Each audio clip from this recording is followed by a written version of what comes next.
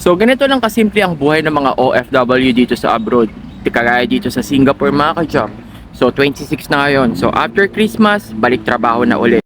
Masasabi ko naman talaga kasi napakalungkot kasi mga ka-jam. Mag-unang-una sa lahat, mag-isa ka lang dito. Yung Christmas dito, hindi naman big deal sa kanila, so hindi sila nagse-celebrate. Kaya naman ninanais ng maraming Pilipino or mga OFW na umuwi na lang ng Pilipinas kada Pasko. Kasi iba naman kasi talaga tayo mag-celebrate, di ba? Ang problema nga lang ng mga ibang OFW kaya hindi sila makauwi ng Pilipinas, mga ka-jam, ang unang-una dyan is konti lang yung ipon nila. Sabihin nila wala silang pera.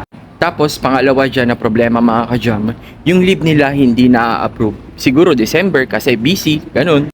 Pero hindi naman lahat gusto umuwi mga ka-jam. Meron din tayong mga ibang kababayan or OFW na hindi or mas gusto na lang nilang hindi umuwi para iwas gastos na rin mga ka-jam. Alam niyo naman talaga pag umuwi kayo talaga mapapagastos kayo ng marami. So ikaw mga ka-jam, anong pipiliin mo? Umuwi ng Pilipinas or magstay na lang dito sa abroad?